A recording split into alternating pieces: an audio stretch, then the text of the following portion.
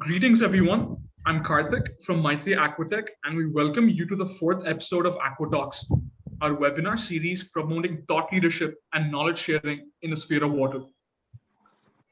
This week's episode is once again brought to you with the support of Rotary Bangalore Whitefield Central, and we thank all the Rotarians participating in this episode. The speaker this week is Dr. D. Chandrasekharan, a visiting professor at the Indian Institute of Technology, Hyderabad, and also an emeritus professor from the Indian Institute of Technology, Bombay.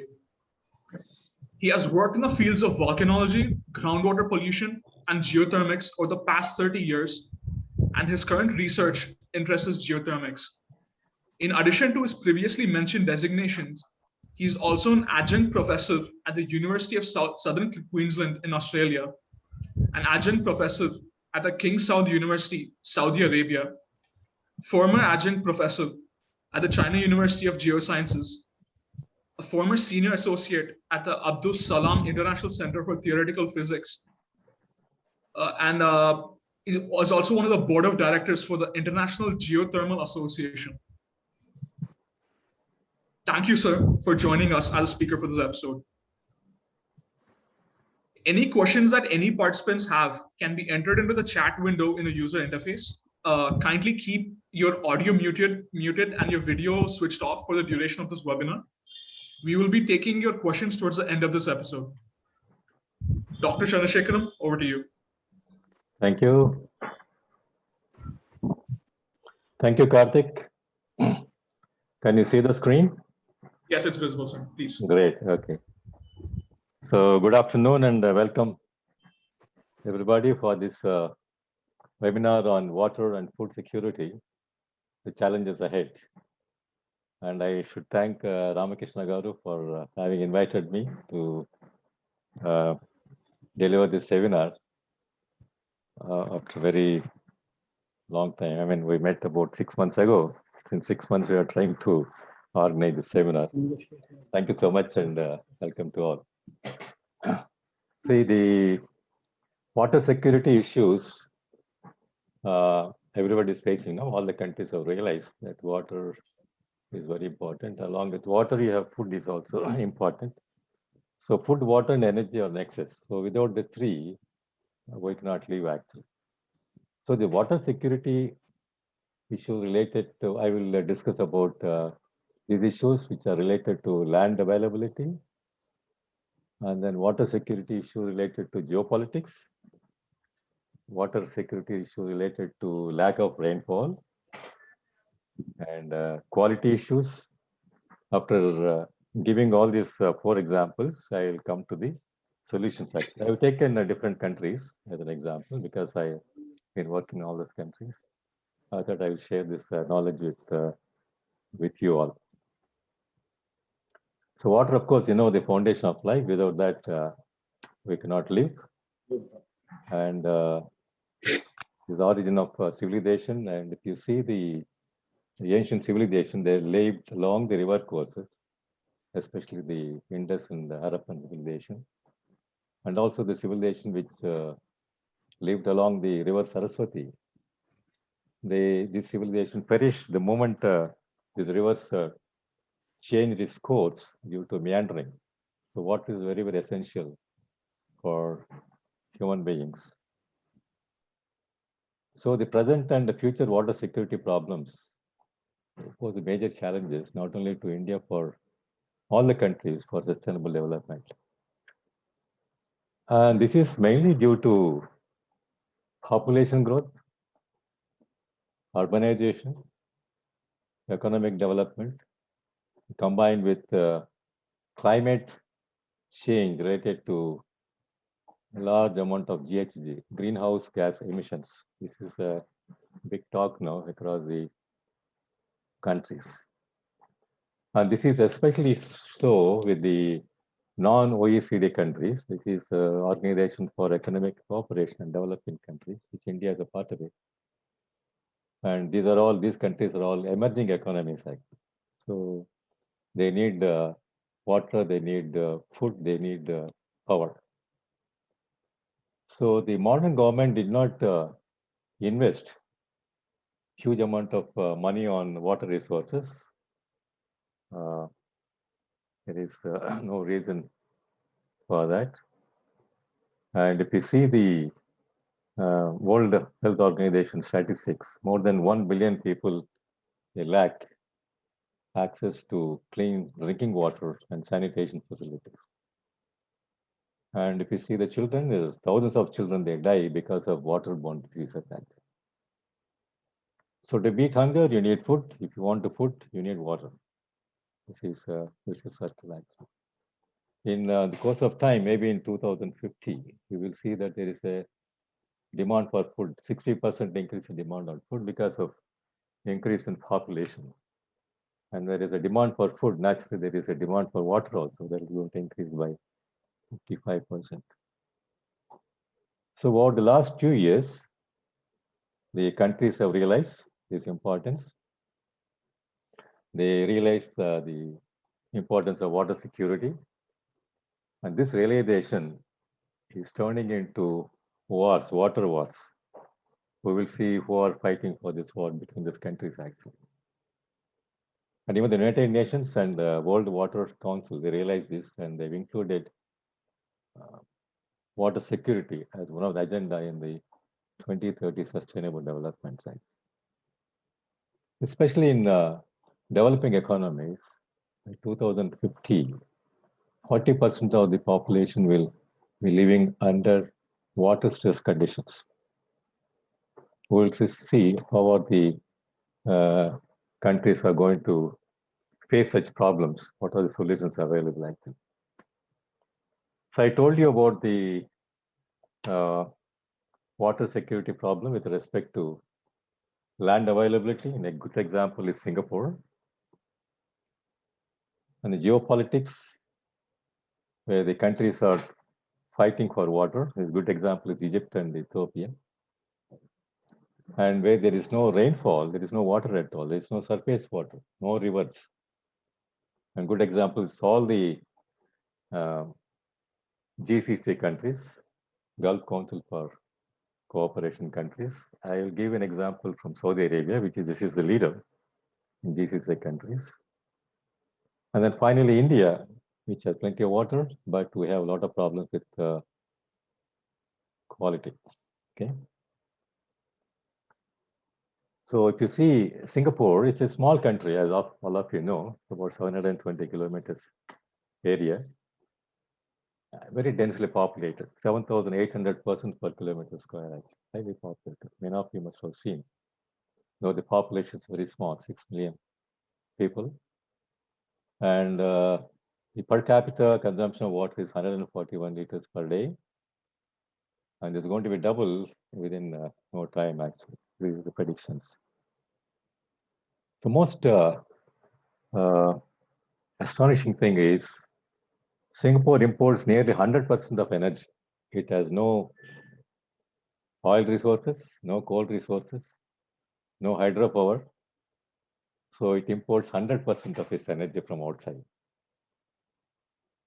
And 90% of its food is imported from other countries, actually. I mean, I don't know how these countries are live. And only it has 50% of water. And remaining 50% is being imported from other countries, actually. So Singapore is basically, it lives on tourism. So naturally, to sustain tourism, the country needs energy, country needs water, country needs food, actually. So in 2014, all of you must be remembering the drought condition which Singapore experienced. Although it receives 2,300 millimeters of rain, but here there is a zero rainfall, and it has really shambled the economy of the country, actually. I'll show you this a small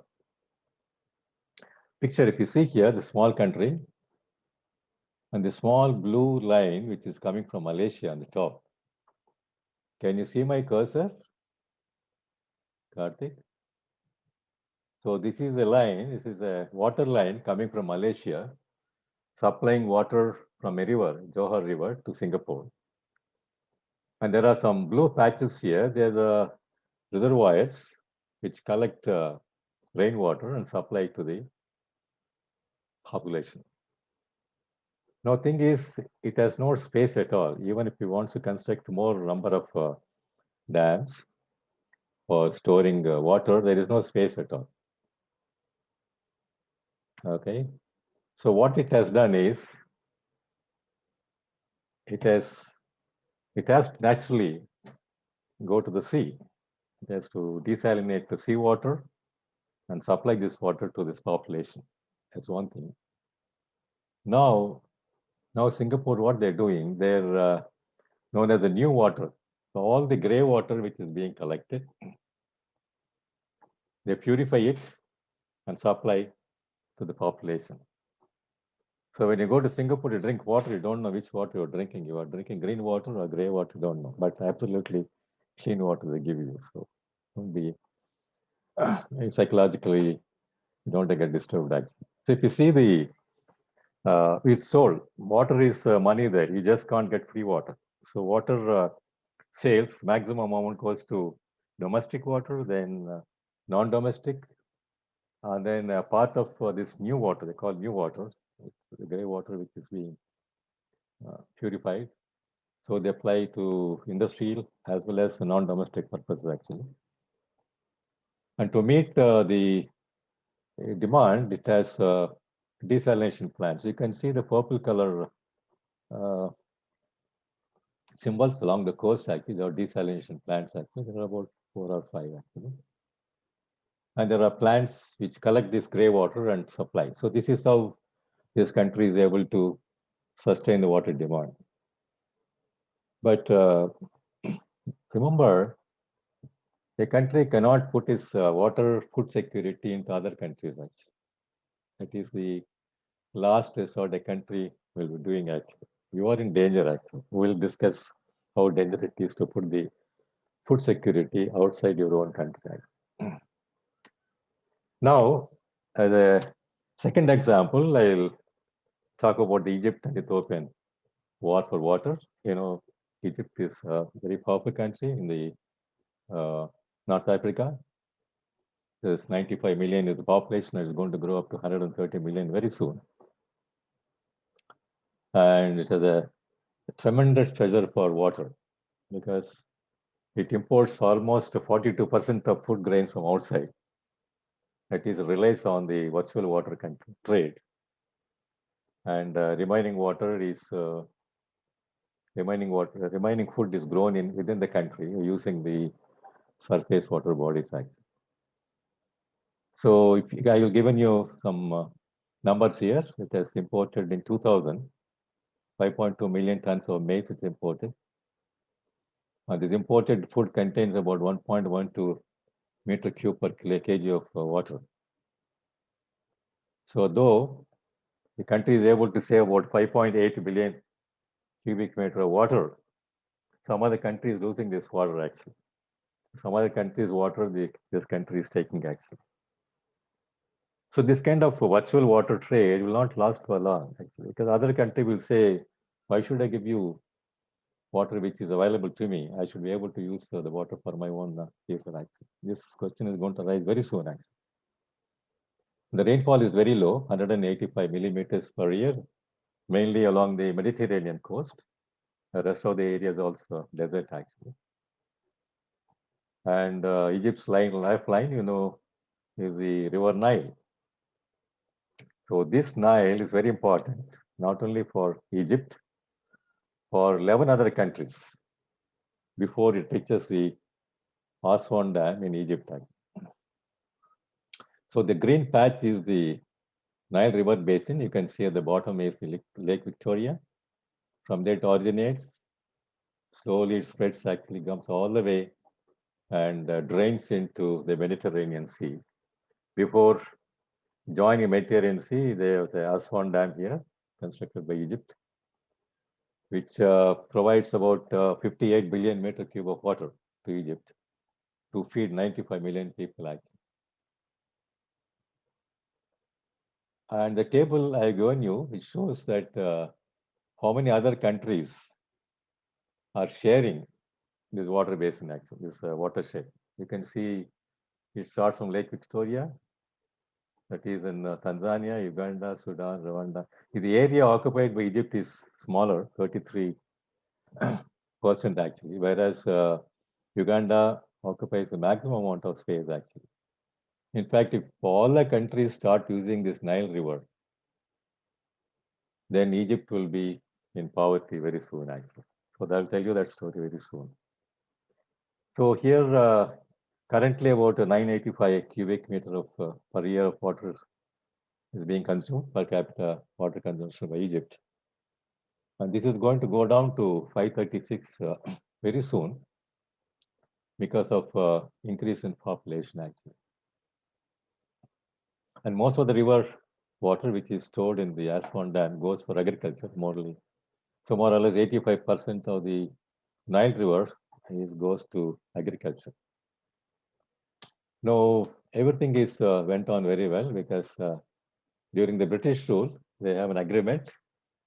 Agreement is all these 11 countries should not demand for more water, and the maximum water should be shared by Egypt actually. This is the decree signed by all the countries, including Ethiopia. But now Ethiopia is defying this rule. He said this is the old rule actually. If you see uh, the Blue Nile starts from Ethiopia, you can see, I don't know whether you can see my cursor or not. There is here. You can see Ethiopia, there's a small blue dot. That is the dam which is Ethiopia is constructing. It's named as the Ethiopian Grand Renaissance Dam. Ethiopia said, no, there is no question of sharing water because we also need water. So I'm going to construct a dam on the Blue Nile, and whatever you do, actually do it. But then if they construct a dam there, Egypt will be in soup because the amount of water which is flowing into Aswan Dam is going to be less actually. And imagine if all the countries demand that they're going to increase their share of Nile water, then more than 40% of Egypt's population will be under the poverty line. So Egypt first protested in vain, but nothing happened. It went on. Ethiopia went on constructing the dam actually. So Egypt is helpless. What Egypt did now, it's very interesting aspect.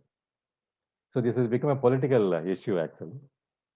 So now Egypt started planning to destabilize the Ethiopian government, to remove the president so that at least they can buy the time and stall the operation of the Ethiopian Grand Renaissance Dam so that the water will flow into Nile. There's a beautiful example how politics has entered for food security. So you can read this, a lot of literature has come on the issue of Ethiopian problems in Ethiopia. There is a militant group which is from nowhere, these people came out and then started demanding a separate state, thereby creating a lot of political problems in the country. And people are interested in the political issues rather than the water issues right now in Ethiopia. So Egypt is very happy. But Egypt also took with this 58 million cubic meters of water is not sufficient. It started its own solving problems by constructing desalination plants. In fact, Egypt was the first country in the Middle East and North African countries which has started desalination plant as early as 1912. This was followed by Kuwait, which has built a very large commercial desalination plants actually. And of course, Egypt is the second largest country with a lot of desalination plants next to Saudi Arabia. So you can see on the right side map, you can see the stars actually. More about 11, 12 desalination plants are there. Some are located along the Red Sea, see on the right side, and some are located on the coastal Mediterranean Sea. And it generates about 10 million liters of water from these desalination plants by using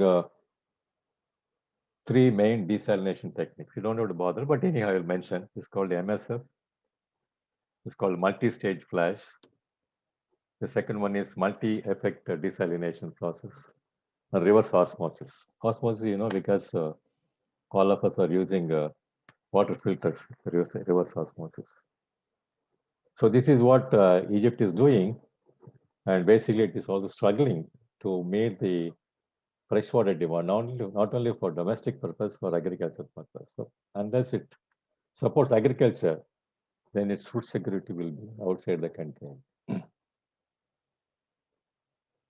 Now the third one is Saudi Arabia. Of course, Saudi Arabia doesn't have much of no rivers, no lakes, because rainfall is very, very less actually, about 300 millimeters per year.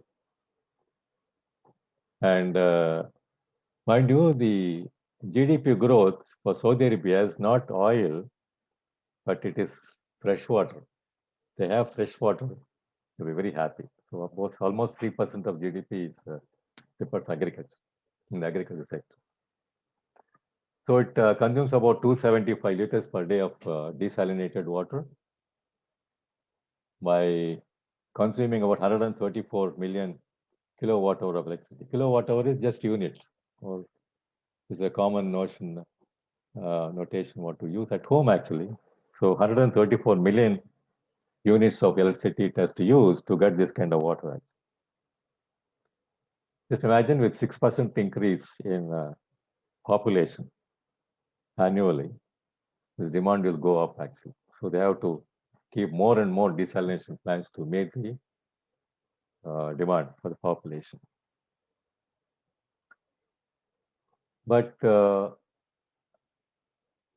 Saudi Arabia has it draws groundwater, but this groundwater is not like this ancient aquifer. These aquifers, they are as old as 400 to 500 million years ago. It was deposited along with the oil formations actually, and the depth to which the water table, that is the bore well goes, is about 1.5 to 2 kilometers, right?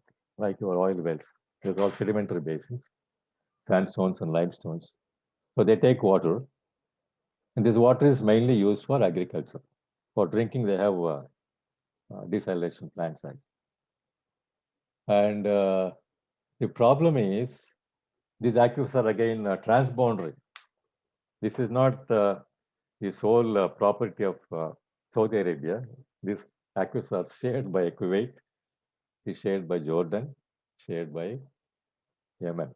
So they have the equal right, like your Nile River.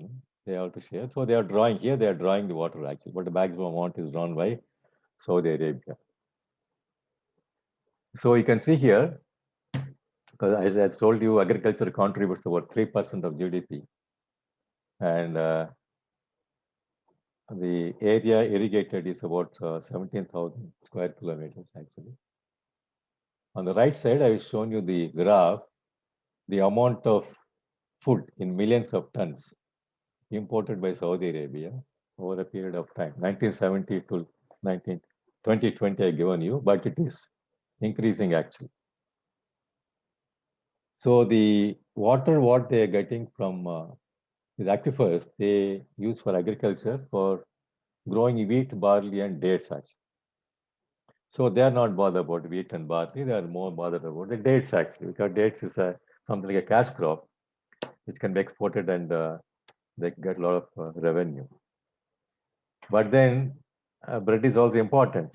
So 241 grams per day of bread they need. And this is a staple diet for them actually. They call pita bread actually. And the total consumption in 2014, of course, the old data actually, I did not modify. It's about 3 point, it gives you some figure actually, some idea about how much of wheat is being consumed. 3.25 millions of metric tons of wheat is consumed actually. Now, in 2016, since you don't have water for agriculture, but then it has a 3% of GDP support. So what Saudi Arabia did is, they passed a decree. In 2016, I was there in Riyadh. I was surprised to read this law by the government saying that nobody should grow wheat in the country. So if you grow wheat, you will be punished. Like this is the law actually. So the wheat imports have gone from 1.9 to 3.0 tons. Now it has increased actually. So it's so surprising to see how countries put this food security outside the domain actually. It is very dangerous actually. Anyone is doing it actually. But then Saudi Arabia, what they did, they also started leasing agricultural land outside their country. So they've gone to Philippines. So they've taken a huge land on lease actually to grow rice and wheat so that that can be imported to their own country. They're doing it actually. Like any other country is also doing. Even India is doing. We have taken a land in Ethiopia to grow food and then not to bring to India but export to other countries actually. This is a similarly China is also doing. China's growing soya bean in Brazil. So you are robbing somebody else's water actually by going there and taking the water and importing into your own country. Actually. But they're doing it. There's no other. This is a desperation. You have to have feed the millions actually in the country.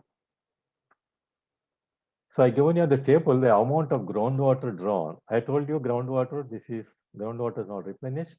There is no recharge. These waters are formed in the ancient aquifers. And if you keep drawing the water, you will empty the aquifer. This is what's happening actually. The water table is going down by 7 meters every year actually. And see the amount of water is being withdrawn from these aquifers. Nearly 21,000 million cubic meters of water per year is drawn from these aquifers, only for agriculture. So that is the type of water they're using for agriculture. On the left side, you can see the amount of water being produced by desalination. The graph is growing steadily actually. From 2005, I've given data from 2005 to 2020, it grows actually. But then at what cost? The small numbers, I don't know whether you can see the numbers or not. I can read it.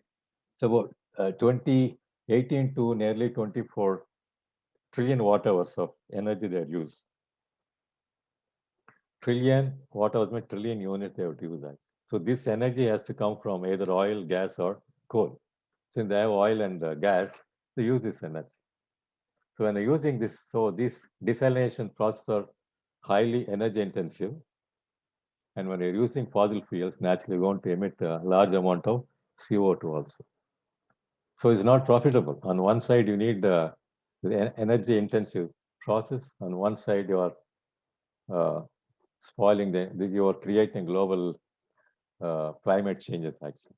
So these are the issues issues with this desalination process. The right side table, it shows you the number of desalination plants the GCC countries have. The lowest is Bahrain, followed by Qatar, then Oman, Kuwait, and Kingdom of Saudi Arabia. 128 desalination plants that they have. And right now, the per capita consumption is about 960 meter cube per year in Saudi Arabia. It's going to increase actually. But here they're not bothered about the drinking, but they are more bothered about the water which is available for agriculture. Actually. They use a conventional desalination techniques, MSF, I explained to you earlier actually. It consumes about 12 million units to generate 1 cubic meter of fresh water. Highly energy intensive process actually. At what cost? By emitting 13 million tons of carbon dioxide into the atmosphere. So the cost generated by 20 million liters a day of water is about 122 $1.22 per meter cube actually. Quite expensive, but with huge subsidy. Government is giving subsidy. The water is sold at 3 cents per meter cube actually. So water is not free. Everywhere you go, you have to buy water actually. That way, our country is far better actually. Wherever you go, you will be greeted with a glass of water, free of cost. Now we'll turn your attention to India, we have plenty of water. 3,000 to 4,000 millimeters of rain we get every year, actually, without any break. So the urban areas, they have a protected water supply. In the tourist come, they have bottled water. But the most problematic thing in India is the rural water supply. People who are living in the rural areas, they don't have pipe water supply. They depend on groundwater. That is the main source of water, actually.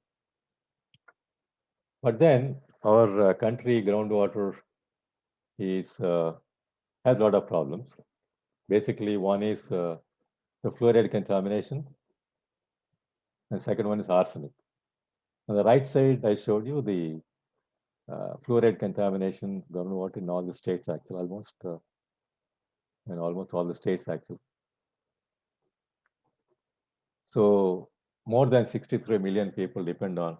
These are all agrarian people. They will villages, actually, rural areas. They dig wells, actually, and they get water they drink. So they don't have the facility to get piped water supply. The water they drink has fluoride anywhere between 1 to 15 parts per million of fluoride, mainly per liter. The permissible limit is only 1.5 ppm, but the fluoride content is very high in these waters, actually. And it is sad to see that 7% of the population are children below 7 years. I showed you picture here, a small child have a fluorosis. On the left side, you have a man with skeletal fluorosis. One is dental fluorosis, other is a skeletal fluorosis.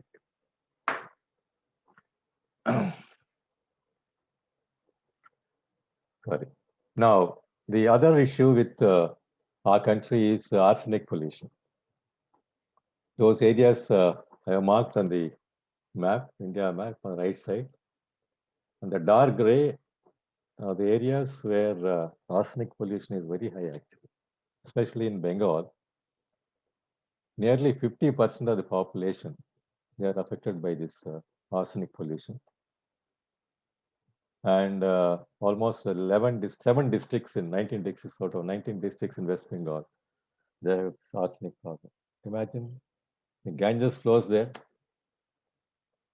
and people have this kind of problem in this state, actually. Again, the worst affected are children, actually. So the arsenic content varies anywhere between 0.05 to 3.7 micrograms per liter, that is ppm, and permissible limit is 0.01 parts per million. This is the standard set by the World Health Organization. Now I'll show you the next picture is going to be not a good picture. These are the arsenic affected people. This is like a slow poisoning. It doesn't show you initially. See, arsenic and fluoride, when you drink water with the fluoride or arsenic, you don't feel any taste at all. It'll be normal water. But then it is a slow poisoning over a period of time, like cancer. It suddenly, especially this arsenic, suddenly emerges a huge issue, especially the skin section. You can see the number of people getting affected in West Bengal, especially children, actually. So if you go to West Bengal now to collect water sample, most of them are agrarians. They live in the rural areas. They grow paddy, mainly that is the main staple diet there, actually. They chase you out because people come and test the water sample. They don't provide any solution for the problem for ages, actually. It's going on for so many years, actually. But then people have suggested some remedies, have this kind of filters, actually. You take the groundwater, which is full of arsenic, and put it into a filter, which is a granulated or activated alumina or carbon you have, and you get a water free from arsenic. Good. So people go there, install this unit, actually, as long as unit works fine. Now, who will maintain it? The local people, they don't have money to maintain these filters, actually. After some time, they go back to the old system and drink the same water, actually. So the system will not work. There's so many filters. This kind of filters have come year after year, and people got to really now they don't have any faith on any kind of solution. The people, local people, they don't have any faith at all. The scientist goes there, they said, no, you people are cheating us, our problems are never solved for ages. See, for example, third, fourth generation is suffering with arsenic related disease in West Bengal. Like, because I'm not talking about the uh, Bangladesh, it is much more actually. So at least 3 out of 5 people have this problem of arsenic related disease in the West in Bangladesh. Now, other issue with this filter is this granular activated alumina. After some time, it loses its effectiveness. You have to throw it, you have to change it actually. This is our water filters. You keep on changing our water filters every 6 months. So here, when you change it, you throw this granular activated alumina, it accumulates all the arsenic actually. What do? You throw it on the ground.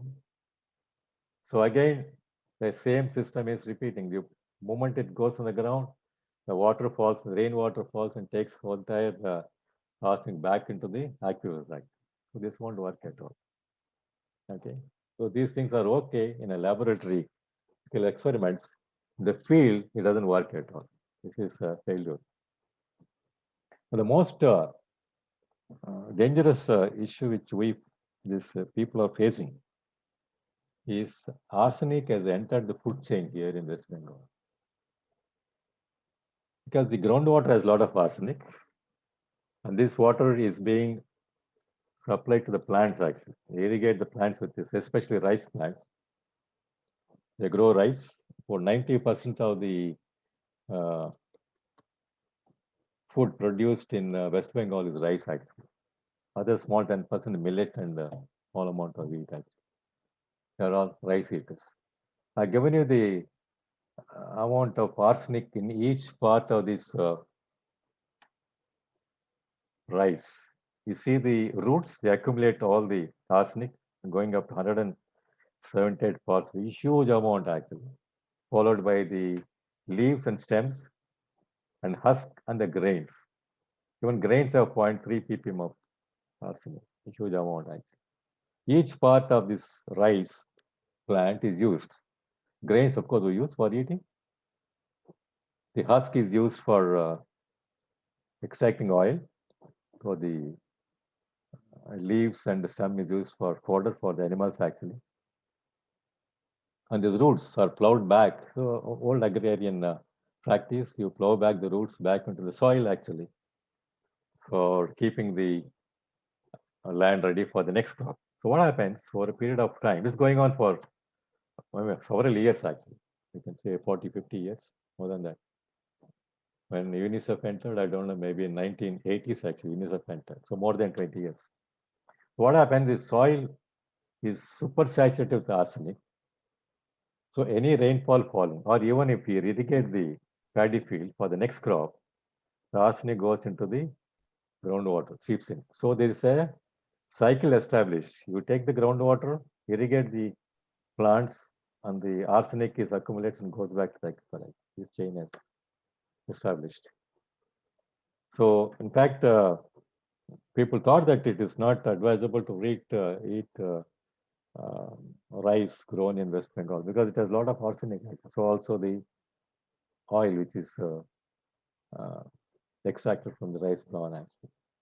So anyhow, during a question hours, I'll clarify many of the doubts actually. So next, then entire Northeast, not only West, entire Northeast, the Meghalaya, Assam, Tripura, Mizoram, Manipur, all these states are affected by arsenic pollution in groundwater. But the plus point here is they don't drink groundwater because there's plenty of surface water. They drink only surface water in this area, so they don't have that much of issues here. Now, the present adaptation methods I have shown you. So either import water, actual water, or virtual water. So here you are keeping a security outside your country. This is not advisable. Or adapt desalination methods. It is energy intensive.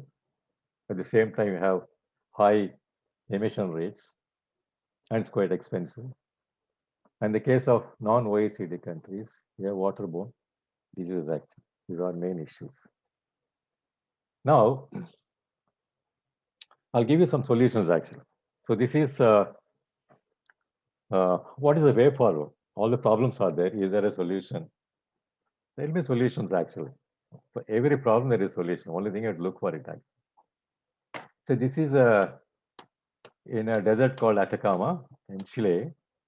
What these guys are doing, they put large screens actually. So when the wind blows, wind has a lot of moisture. Anywhere you go, wind will have moisture. So it traps the moisture, this net actually, collects in a small drum and provides the water. This is a dew collection. This is a fantastic way of collecting fresh water. This is green water actually. Absolutely no pollution. There is no emission of CO2 and no power required actually. In fact, this ancient technique is nothing new actually.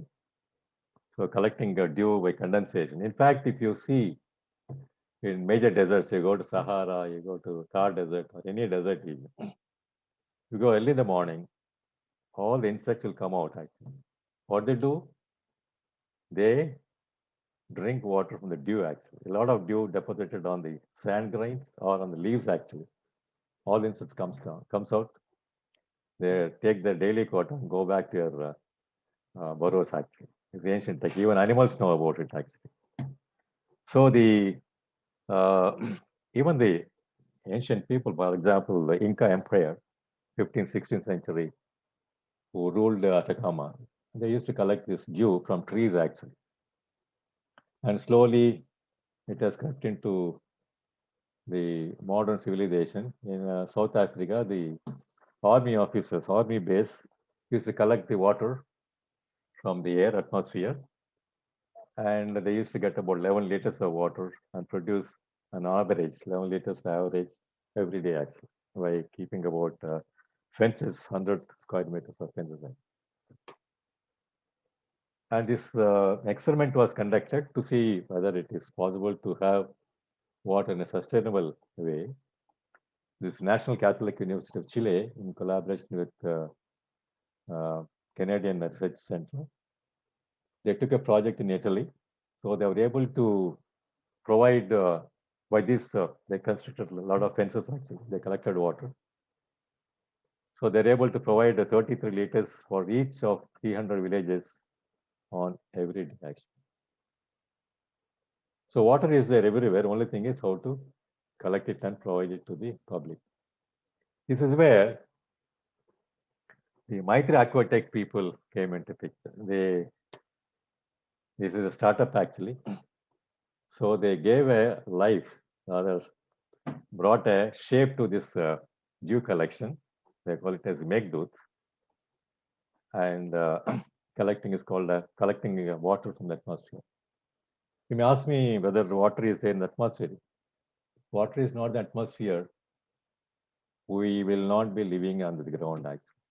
So it's about 13,000 kilo cubic meters of water is available in the water vapor at any time. So if the entire water condenses, there will be a 2.5 centimeters thickness of water column on the entire surface of the earth actually. So it keeps on replenishing. If you see the water cycle, how we are getting rain actually. So water on the surface of land or ocean gets evaporated, goes up as water vapor, condenses in the clouds and comes back to this earth actually. So always there is a water vapor in the air what we breathe actually. So what we call humidity, it varies anywhere between maybe 30 to 100% actually. So that is where they this Maitri has encashed this idea. So the idea is there, they gave a shape to this technology. Like given you two graph here. On the vertical scale, it gives you the grams of water which is available per kilogram of air you capture. On the graph, of course, on the lower scale is the temperature. The red line is the 100% humidity, and the green or green one is the 50% humidity. So we can have water anywhere between 50 and 60 with temperatures about 30, 70. This is what our temperatures are generally semi-tropic section. So depending on that, you can get water from the atmosphere. If you have 100% humidity, you can large amount of water. 50% humidity, you can lower amount of water. Okay. So now this device, they have brought out three devices. One, it can provide 30 liters per day, 100 liters per day, and 1,000 liters per day, depending upon the moisture available. And the most interesting thing is the amount of power needed for this water. This 1 liter of water, they consume about 1 unit. That's what they claim actually. This is given the table also. And the cost is about 2 rupees per liter. It's basically green water. Green water is rainwater. So you will show green water and blue water. Blue water is the water available in the oceans, in the rivers, actually in the lakes, where the green water is that water which falls from the sky, that is the rainwater, which percolates into the top soil of the earth. That is called green water.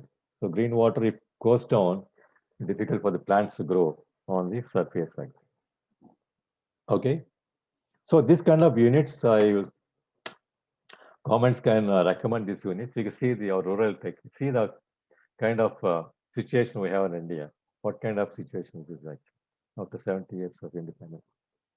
So governments can, it's a good device. People can recommend this one actually, rural population who are suffering from waterborne diseases. This can provide water actually.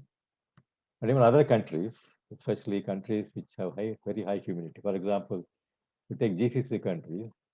I was in Jeddah sometime, even India also we have the situation. The humidity is 85%. Okay. And similarly, if you go to Bombay or Visakhapatnam or Madras, humidity touches 95%. You sweat actually, especially. So this water can be condensed. It's a very simple technique. Okay.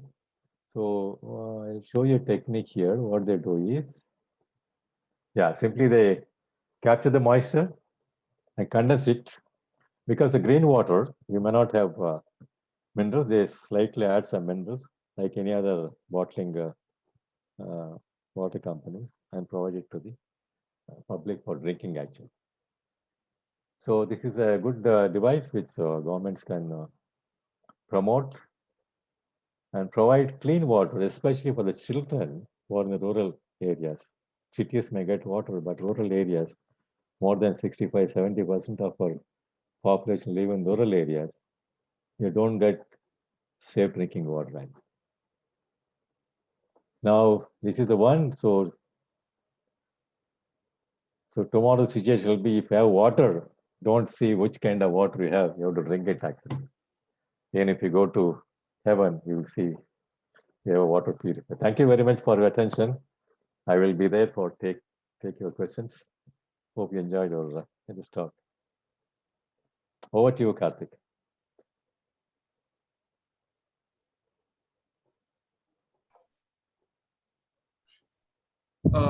Thank you, Dr. Chandrasekaram. Very valuable insight on the water scenario of various locations and your perspective on the food and water security. We'll move on to the Q&A session. So in the chat, we have a few questions for you. So one question is, what can people do to prevent arsenic in plants? Is that an issue that can be solved by farmers themselves, or is it more towards through industrial effluents that mix into the water? Arsenic. Arsenic, yes. Arsenic, especially, its problem is in West Bengal. So, in fact, what I suggested to the government of West Bengal is, the West Bengal PC, a lot of surface water channels. Okay. So what the farmers should do is, or the government should impose, to use only surface water for irrigation and leave the groundwater for some time. They should not use it for irrigation. Over a period of time, you may get the water not free from arsenic, but lower content of arsenic. Is one way of doing it actually. Otherwise, there is no, so you cannot provide filters. I told you the problem with the filters actually. And or you have to supply pipe water supply. It is impossible because to supply pipe water supply for entire state is difficult. And that is where even your technology comes into picture. You can put few many plants, or Megdooth plants and try to give some. It is something like provide some out of some kind of security for these people actually.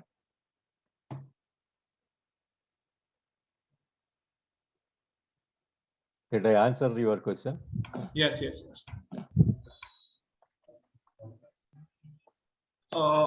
From your research, is there a drop in the amount of, is there a change in the level of arsenic pollutants in crops over different cropping seasons?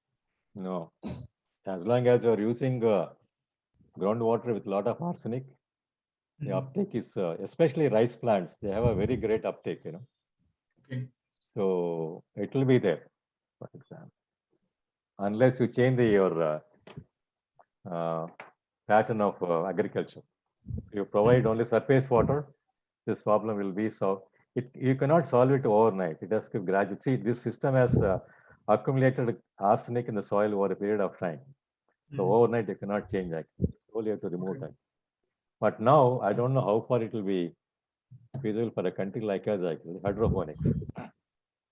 Hydroponic agriculture you can practice so that you can have a controlled water source for the plants actually. You can circulate. You can have a huge area. It's not a problem at all. So that you can offset this kind of problem. A lot of people are doing hydroponics. Pretty interesting farming method. That and vertical farming, I believe, they both probably lie in the same spheres. Yeah. So we have a few questions on atmospheric water generation as a technology. So, I mean, at least from your experience, from your research, people asking if we collect atmospheric moisture, will it be affecting nature on the long run? I don't have any answer. I cannot laugh actually. I gave you an answer. Yeah. The water vapor is a water cycle, Yeah. The rain drops on the land and it evaporates, goes back to the sky and comes back. It's a cycle, water cycle actually. There's no question of replenishment actually. I don't know how to answer this question. How do you see desalination as an alternative water supply solution, sir? No, see, desalination, as long as you are providing fossil fuel as energy, is not a viable technology because you're generating fresh water fine actually, but then you are emitting a huge amount of carbon dioxide. The entire world now is, talking about climate change, a decrease in the atmospheric temperature by 4 degrees, 3 degrees, 2 degrees. You are not able to do it in 1.5 degrees when you have this kind of problem actually. So if you are able to do it with other energy sources, because maybe I can give you a talk in a later date actually. I'm recommending geothermal energy sources actually. So that can be substitute for fossil fuels. So the geothermal energy can also use for desalination. There you don't emit a lot of greenhouse gases, but then you get fresh water. So that is viable because energy is free. When you get desalinated water, it's cheaper cost actually. As long as your energy source is fossil fuels, this problem is not going to solve, right? What about the salt dumping that's usually talked about in terms of desalination with the large amounts of volumes that are being filtered? Yeah. Right question you asked me. Okay, desalination, for example, the brine which you get after desalination, it's a brine basically, highly saline. They dump it into the sea actually. It has some effect on the ecology. So nearby fauna and flora will be affected actually. But then you see there is no 100% solution for any problem, right? So somebody has to suffer, somebody has to gain actually. But then the ocean has a fantastic system of recycling. It dilutes the entire system actually. You dump any amount of salt, so the system takes care of itself actually. But then it's question of time actually. It may take longer time. Makes sense. So we have a question more towards the science side. Is there any subsidized scalable nanomembrane technology or any similar filtration technology that can filter geogenic contaminants, at least from your research? No, we tried all sorts of For example, take for fluoride, we used the alum method, they call Nalgonda method actually. So basically the problem is, where do you dump the sludge? It's a big issue. Am I audible? Yeah, you're audible, sir. Yeah. So the issue is, where do you dump the sludge actually? The sludge is containing full of arsenic or full of fluoride. You have to throw it on the ground actually. So basically you're putting back into the system. It is not viable. Okay. What about the material that's used to remove arsenic? Is disposing it a challenge, or can that be handled? Disposing is the problem. And as I told you, well, see, rural areas, somebody has to fund. You keep a filter there. You can use iron filings also. You can keep iron filings to remove the arsenic, or activated carbon, activated alumina. It's a good, you can have a huge tanks actually, filter tanks. But somebody has to maintain, somebody has to provide money for periodically change the filters. Who can do that? Only government can do. You cannot ask the individuals to do Yeah. that actually. That is why they're not coming forward. It's possible. Solutions are available actually. Not that it is not possible. The government wants to do that actually. I can do. Sure, sir. Moving on to the water security side,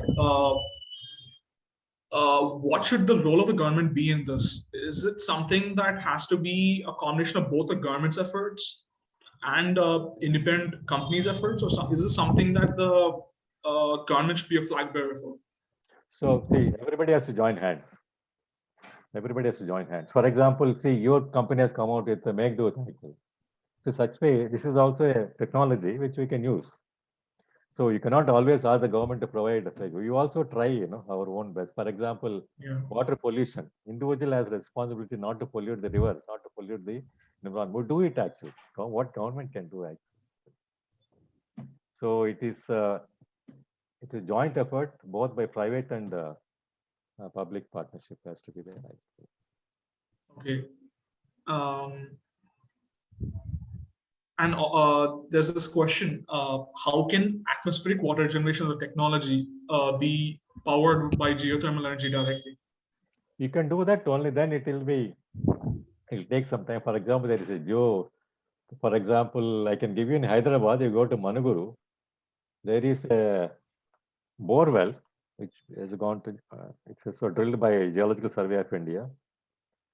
Water coming out of the bore well is 80 degrees Celsius.